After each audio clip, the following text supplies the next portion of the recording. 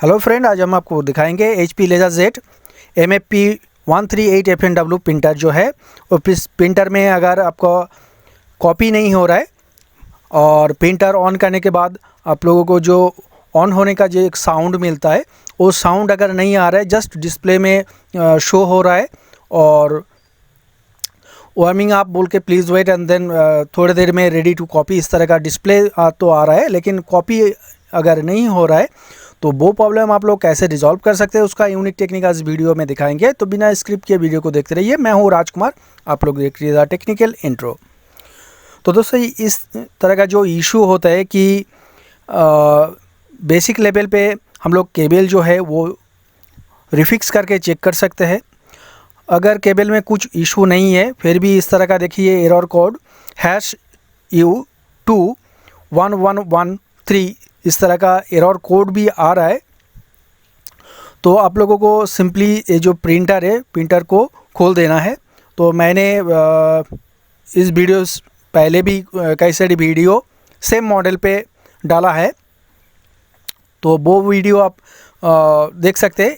तो इसलिए मैंने इस वीडियो में थोड़ा फास्ट करके दिखाया, क्योंकि ऑलरेडी ये जो प्रिंटर कैसे खोलते हैं इसको हर एक पार्ट मैंने पिछले कई सारी वीडियो में दिखाया है स्टेप बाय स्टेप। तो इस वीडियो को थोड़ा टच करके जा रहा हूँ, जो नया है उसके लिए थोड़ा मदद मिल जाएगा। तो देखिए, ये तो कॉमन बात है कि कैसे खोलना है, तो हर कोई खोल सकते हैं, लेकिन सेट करना मुश्किल होता है। तो आप लोगों को ध्यान पे रखना है कि जो पार्ट आप लोग जहाँ से खोल रही है वही पार्ट सेम जगह पे सेट करना होता है। अगर इधर उधर हो गया तो डैमेज हो सकता है। और ख़ास करके ये जो प्रिंटर है, प्रिंटर में स्क्रू से ज़्यादा लॉक ज़्यादा यूज़ हुआ है, इसके कारण आप लोग ज़बरदस्ती करेंगे तो ये लॉक जो है टूट जाएगा और प्रिंटर जो है डैमेज हो जाएगा। तो बी केयरफुल, आपको बहुत सावधानी से हर एक लॉक को खोलना होगा, नहीं तो प्रिंटर जो है डैमेज हो जाएगा, क्योंकि ज़्यादातर इसमें लॉक यूज़ हुआ है। और इस प्रिंटर का एक खासियत है कि इसमें बहुत सारा सेंसर दिया गया, और जिसके वजह से प्रिंटर बहुत फास्ट है, बहुत एडवांस टेक्नोलॉजी है। तो अगर ज़बरदस्ती करेंगे तो कोई भी सेंसर डैमेज हो सकते हैं, सो बी केयरफुल।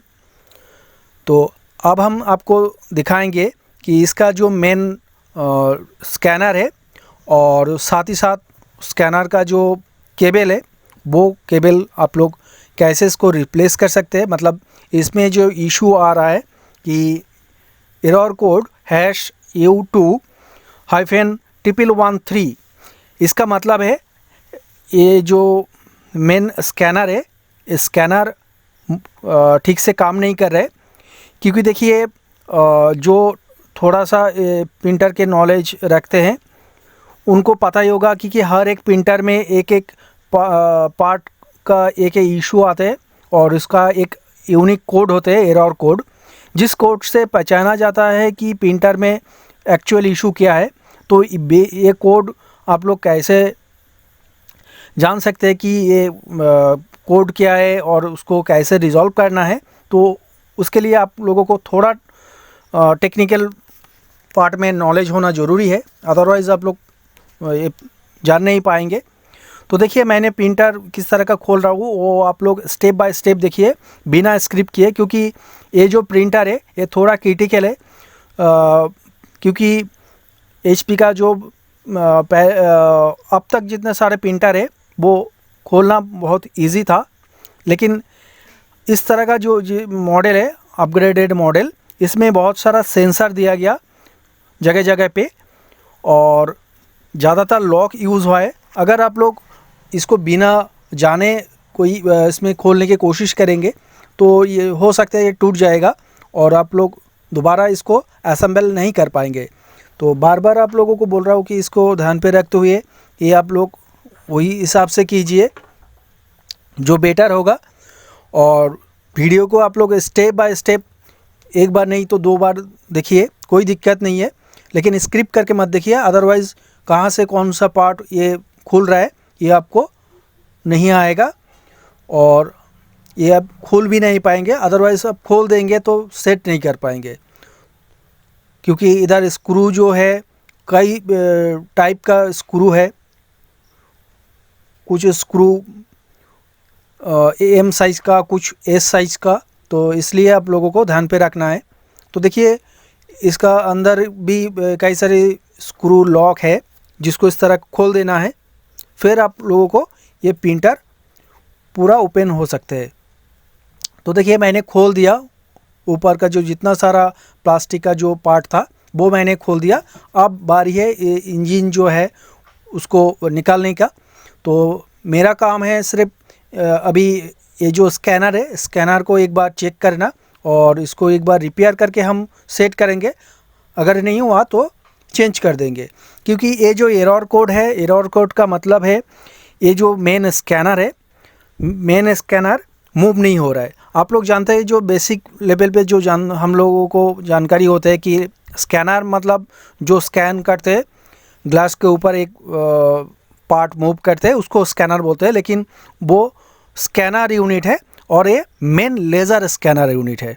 तो ये मेन लेज़र स्कैनर, तो मेन लेज़र स्कैनर को देखिए खोलने के लिए ये अंदर भी कई सारे स्क्रू है, जो स्क्रू इस तरह का खोल देना है, अदरवाइज़ इस पार्ट को आप खोलने की कोशिश करेंगे तो खोलेगा नहीं। तो देखिए इस तरह मैंने केबल जो है, केबल को भी इस तरह खोल देते हैं। और ये जो स्कैनर है ये चारों स्क्रू से जुड़े रहते हैं, तो एक एक करके वो भी हम डिसअसेंबल कर देंगे। तो पहले आप लोगों को एक बार रिफिक्स करके चेक करना होगा, क्योंकि कभी कभी होता है कि ये जो प्रिंटर है, ये रिफिलिंग टोनर, ये सब्स्टिट्यूट जो टोनर है वो यूज़ करने के बजाय ये इसके अंदर डस्ट वगैरह चले जाते हैं, या कभी कभी होता है कि प्रिंटर बहुत दिन छोड़ के रखते हैं, कोई यूज़ नहीं करते, तो उसके कारण भी हो सकते हैं। तो देखिए ये पुराना वाला ये और ये वाला नया है।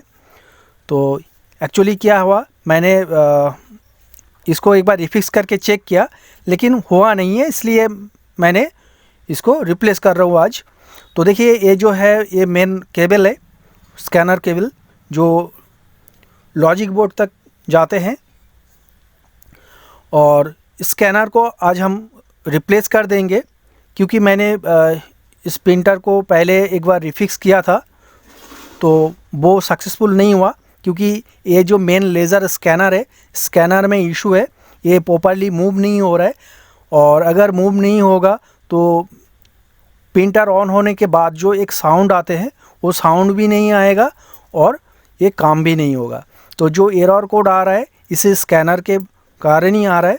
तो ये देखिए इस तरह एक पॉइंट, और दूसरे भाग में ये देखिए इधर भी एक पॉइंट है जिसको केबल को कनेक्ट करना होता है। तो देखिए दोनों साइड में दो केबल इस तरह लग जाएगा और ये इस तरह सेट हो जाएगा। तो हम जैसे मैंने इसको डिसअसेंबल किया, सेम प्रोसेस से इसको असेंबल भी कर देंगे। तो इस तरह असेंबल करना है। और आप लोगों को ये ध्यान पे रखना है कि अगर आप लोगों को रिफिक्स करके चेक करना है तो मैंने दूसरा कई सारे वीडियो लेज़र स्कैनर के ऊपर मैंने ऑलरेडी डाल चुका हूँ, तो वो आप लोग देख सकते हैं। क्योंकि ये जो लेज़र स्कैनर है ये कैसे इसको रिपेयर करते हैं या रिफिक्स करते हैं, कि कैसे इसको खोल के आप लोग क्लीन कर सकते हैं, वो मैंने 1005 MFP प्रिंटर का सेम ही है प्रोसेस। तो उस तरह क्लीन कर देना है। चाहे तो आप लोग पिछले वीडियो चेक कर सकते हैं, कोई दिक्कत नहीं है। तो इधर मैंने किया था लेकिन वो सक्सेसफुल नहीं हुआ, इसलिए वीडियो लंबा हो जाएगा, इसलिए पूरा मैंने रिफिक्स वाला पार्ट नहीं दिखाया, क्योंकि उतना टाइम नहीं है, क्योंकि वीडियो थोड़ा लेंदी हो जाएगा। तो ये देखिए मैंने इसका स्कैनर तो चेंज कर दिया। अब केबल जो है, केबल को इस तरह इसमें सेट कर देना है। ध्यान पर रखें कि केबल नीचे मत छोड़ दीजिए, क्योंकि अगर छोड़ देंगे तो जब लाइट पास करेगा तो तब इसमें ये केबल अगर आ गया तो ब्लैक स्पॉट आ सकते हैं प्रिंट आउट में। तो इसलिए प्रॉपर इसको डेकोरेशन जो है वो सही करना है। अब देखिए ये जो प्लास्टिक का जो ये पार्ट है, इस पार्ट को भी इस तरह सेट कर देना है। और इधर ज़बरदस्ती मत कीजिएगा, नहीं तो ये प्लास्टिक बॉडी है तो ये टूट सकते हैं, सो बी केयरफुल। तो देखिए इस तरह मैंने स्क्रू जो है जैसे मैंने खोला था तो वो स्क्रू मैंने इधर सामने वाला पार्ट में डाल दिया और इस पार्ट को भी इधर लगा देंगे। जो नीचे 2 स्क्रू और ऊपर में 2 स्क्रू है, तो पहले नीचे इसमें सेट कर देते हैं। प्रिंटर अच्छा है, लेकिन कभी कभी ये देखिए इस प्रिंटर में सब्स्टिट्यूट टोनर यूज़ करते हैं, रिफिलिंग टोनर यूज़ करते हैं, ठीक है। प्रिंटर को इधर उल्टा करके कैरी कर लेते हैं और ख़ास करके कभी कभी इधर चूहा वगैरह इसमें अंदर चले जाते हैं, उसके कारण भी वायर या लेज़र स्कैनर के अंदर ऊपर ये टट्टी वगैरह कर देते हैं, इसलिए ये जो स्कैनर है ये ख़राब हो जाते हैं। तो वो अगर नहीं हुआ तो आप लोगों को पहले आइडेंटिफाई करना है कि इशू क्या है। मतलब हर एक पार्ट का ख़राब होने के बाद एक एरर मैसेज शो हो जाता है। अभी जो नया मॉडल है, हर एक मॉडल में यही एक पॉजिटिव है कि आपका कौन सा पार्ट इशू है वो आप लोग बेसिक लेवल से ही चेक कर सकते हैं, तो उसी हिसाब से आप लोग रिपेयर भी कर पाएंगे, उसका थोड़ा आसानी हो जाएगा। तो थोड़ा टेक्निकल नॉलेज होना ज़रूरी है।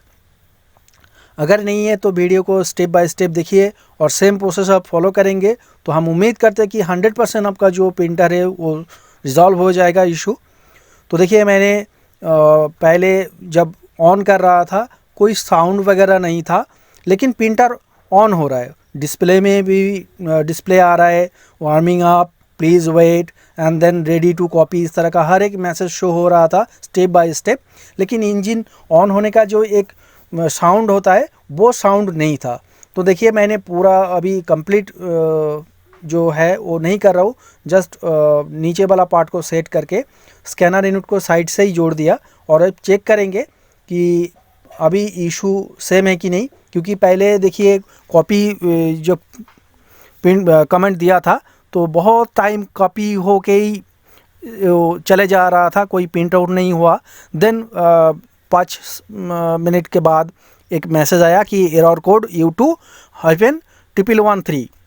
तो अब देखिए प्रिंट सही हो रहा है, कोई दिक्कत नहीं है और तुरंत प्रिंट आउट हो रहा है। जब मैं इसमें तीनों कॉपी प्रिंट आउट दिया है तो एक कॉपी निकल चुका है, दूसरा भी निकल चुका है और तीसरा भी निकल चुका है। तो तीनों कॉपी मैंने दिया था तो वो सही हो गया। तो उम्मीद करते हैं दोस्तों वीडियो आपको अच्छे लगे तो मेरे चैनल को जरूर सब्सक्राइब करें, लाइक करें, शेयर करें।